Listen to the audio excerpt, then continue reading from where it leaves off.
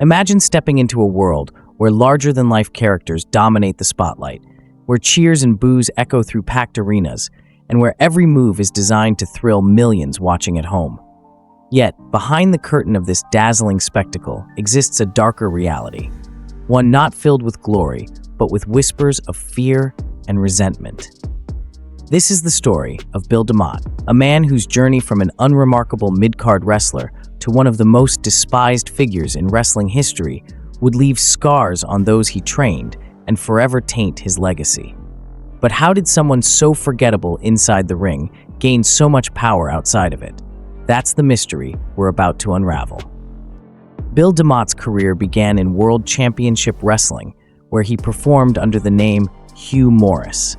His gimmick was almost cartoonish, an oversized man who would cackle hysterically after landing a moonsault. For fans, it was more laughable than intimidating, and for fellow wrestlers, it marked him as someone who could never break out of the mid-card comedy role. He was soon thrown into the Dungeon of Doom, a stable remembered less for dominance and more for its embarrassing attempts at creating villains. Even among that group of misfits, DeMott failed to stand out. In WCW, he wasn't the hero, he wasn't the villain, he was background noise. In fact, one of the only memorable moments of DeMott's WCW run had nothing to do with his triumphs, but with his defeat. He was the man chosen to lose to Goldberg in the latter's legendary debut match, a squash that set Goldberg on a meteoric rise while cementing DeMott as expendable. Under Booker Vince Russo's reign, his career took another humiliating turn. DeMott's new role, General Hugh G. Rection, was essentially a crude joke dressed up in military gear. He joined the Misfits in Action, a parody faction meant to play off of real soldiers. For many, it was the final nail in his credibility. When WCW collapsed in 2001 and WWE scooped up the remnants, DeMott came along as part of the package deal. But his reputation preceded him. He wasn't signed for his star power. He was just another piece of the wreckage. In WWE, he wrestled a handful of matches that fans quickly forgot. By the end of the year, his contract was terminated, and that might have been the end of his wrestling career. But fate had other plans, and not the kind fans or aspiring wrestlers would have wanted. In 2002, DeMott resurfaced in an unexpected role. Instead of being a wrestler, he was brought back as a trainer for WWE's developmental system and as a coach on the reality show Tough Enough. For the first time, DeMott wasn't the punchline. He wasn't the mid-card comedy act. He was the drill sergeant, barking orders at rookies desperate for a shot at the big stage.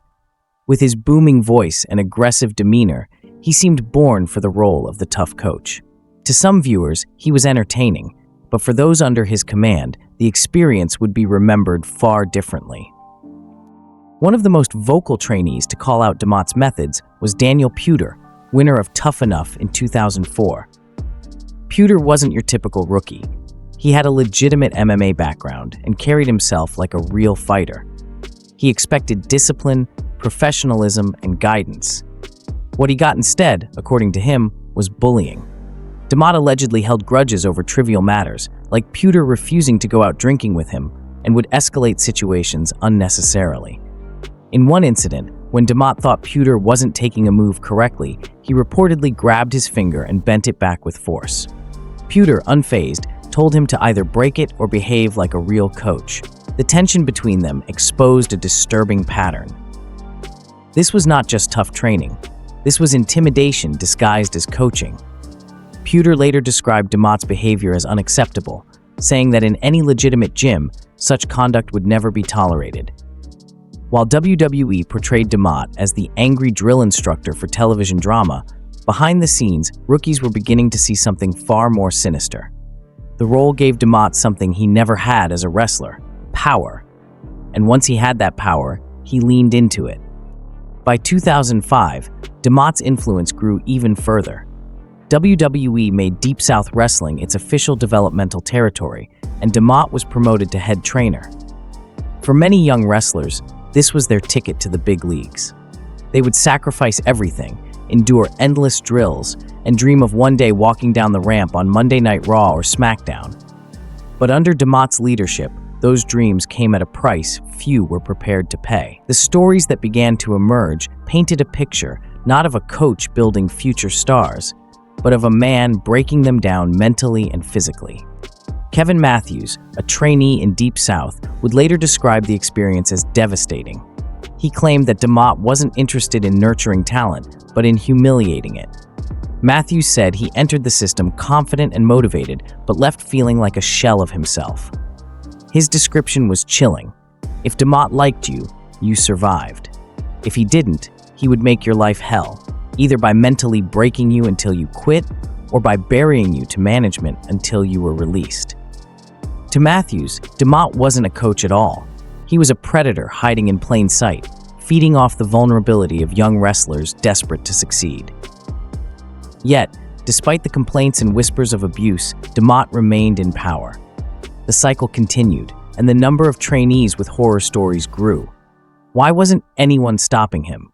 Why was WWE, a billion-dollar company, allowing its future stars to suffer under someone so unqualified and unstable? Was it ignorance, negligence, or something far darker about the culture behind the curtain? The answers to those questions would begin to surface in the years ahead as more and more wrestlers stepped forward to expose the man they once feared. And as the stories piled up, one disturbing truth became clear. Bill DeMott wasn't just a failed wrestler who stumbled into a lucky job. He was becoming one of the most hated men in wrestling history. But part one is only the beginning of this journey, because what happened next inside WWE's developmental system would push even seasoned wrestlers to their breaking point. And it would raise the chilling question, how many careers were destroyed before anyone dared to take him down? What does it take to destroy someone's dream? In wrestling, where passion runs deeper than blood, dreams are everything. For many young wrestlers, signing with WWE's developmental territory was the greatest moment of their lives. But under Bill DeMott's leadership, that dream often turned into a nightmare. He wasn't just running drills, he was running lives into the ground. And the more stories that surfaced, the clearer it became. This was not tough love. This was cruelty disguised as training. Kevin Matthews' chilling words that DeMott fed off mentally breaking wrestlers were only the beginning. Trainees described a regime of brutal, unsafe drills that left bodies broken and spirits shattered. It wasn't about learning how to wrestle, it was about surviving DeMott's wrath. Former recruits claimed they spent more time recovering from injuries than learning the craft they had sacrificed everything to pursue. To DeMott, pain wasn't a warning sign, it was the point. One of the most respected names to come out of Deep South was Kenny Omega, long before he became an international superstar. Even then, Omega could see the flaws in DeMott's methods. Instead of teaching wrestlers how to perform safely and effectively, DeMott would demand pointless, dangerous routines. Wrestlers were ordered to repeatedly be thrown from the ring to the floor, even though most already knew how to take the bump. Torn biceps, blown-out knees, and countless nagging injuries piled up from these unnecessary drills. To Omega, this wasn't education, it was sabotage. He later reflected that no legitimate coach would ever teach something they didn't fully understand. A trainer should be guiding athletes toward improvement, not pushing them into reckless drills that risked their careers. But that was exactly the culture DeMott created. If you got hurt, it wasn't his problem, it was your weakness. And if you couldn't handle it, maybe you didn't belong in WWE. That was the message he drilled into the minds of hungry young wrestlers. And far too many believed it. The physical damage was only half the story. The mental toll may have been even worse. DeMott reportedly played favorites, rewarding those who drank with him or catered to his ego while punishing those who refused. Talent didn't matter as much as loyalty to him. Those who fell into his inner circle mysteriously found themselves promoted or recommended for main roster call-ups. Those who resisted his control often heard a different story. Threats that they would never make it to TV, that no matter how hard they worked, their careers would end before they began. Kenny Omega himself recalled a moment where DeMott looked him dead in the eye and said, "I'm going to make sure you never get called up anyway, so you can do whatever you want." For a young wrestler chasing his dream, those words were poison. And for Omega, they were enough to walk away. He requested his release from WWE's developmental system, Not because he lacked talent, but because he could no longer stomach the toxic environment that Bill DeMott cultivated. How many others quietly did the same? Over the years, more and more names came forward with damning stories. Simon Dean, himself a veteran in WWE, described DeMott bluntly as a bully. To him, it wasn't about molding stars, it was about control. Wrestlers whispered among themselves, terrified of being next, but on the surface they kept quiet. After all, speaking up against a head trainer in WWE wasn't just risky, it could be career suicide. And in the cutthroat world of wrestling, few were willing to gamble their futures on the hope that someone would listen. By 2007, complaints had piled up high enough that WWE shut down Deep South Wrestling altogether. To outsiders, it seemed like the system was being restructured. To insiders, it looked like the consequences of DeMott's methods finally catching up to him. He was released from WWE, his reign of terror seemingly over.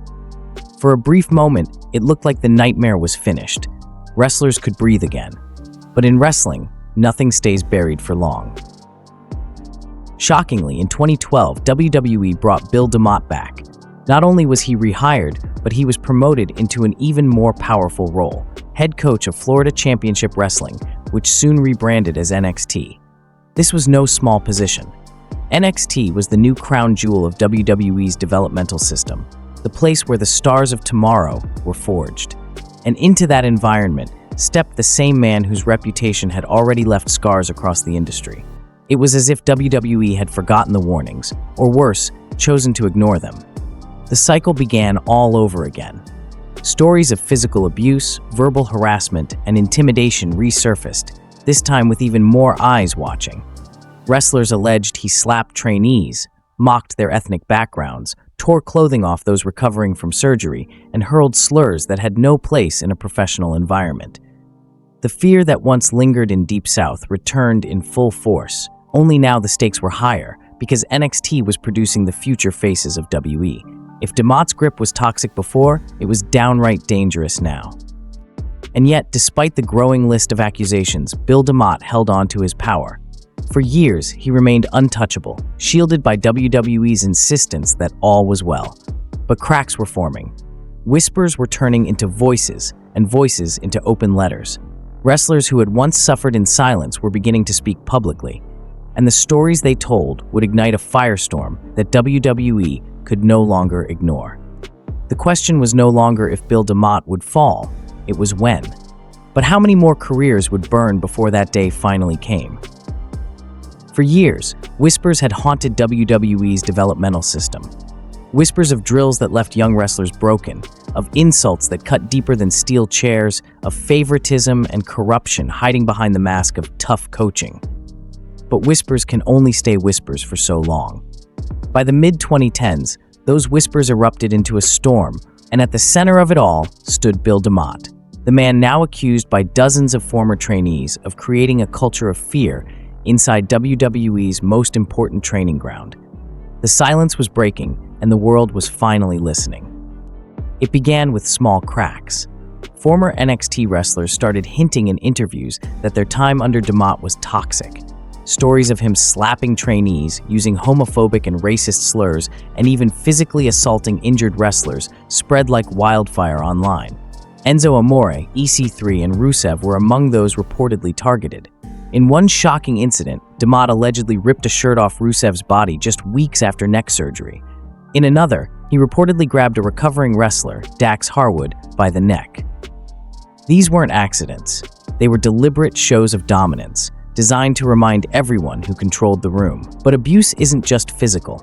Many wrestlers accused DeMott of mocking their ethnicities, their sexual orientations, and even their family backgrounds. For men and women already under the crushing pressure of chasing their dreams, such treatment wasn't just humiliating, it was devastating.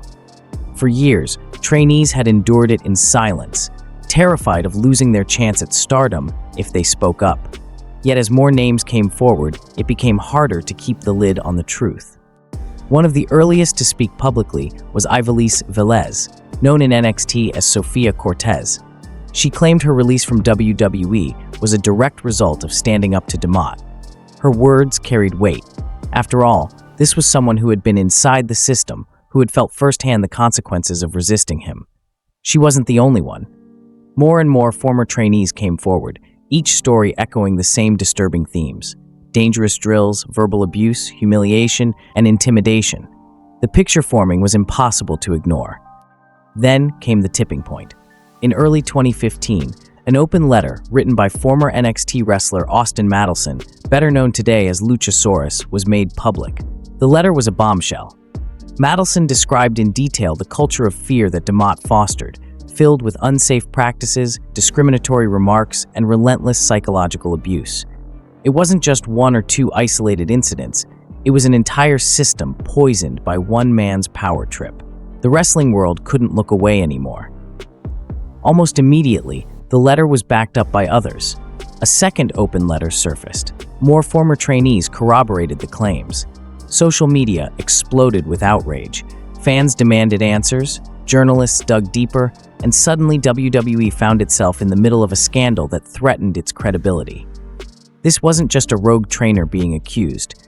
This was a billion-dollar company being accused of ignoring years of complaints while young athletes suffered. The pressure was mounting, and WWE's carefully crafted image of family-friendly entertainment was under fire. WWE responded quickly, but not convincingly. The company issued a statement insisting they had conducted a full internal investigation and found no wrongdoing. But this only fueled more anger. Several of the wrestlers who had spoken out claimed they had never even been contacted during this so-called investigation. To many, it looked less like WWE was seeking the truth and more like WWE was trying to bury it. Fans and insiders alike asked the same haunting question: how could so many voices be ignored for so long? As the backlash intensified, Bill DeMott's position became untenable. The man who once barked orders like a drill sergeant now found himself cornered by the voices of those he had once silenced. In March 2015, DeMott announced his resignation from WWE. He insisted that he was innocent, that the allegations were false, and that he was stepping down only to avoid being a distraction.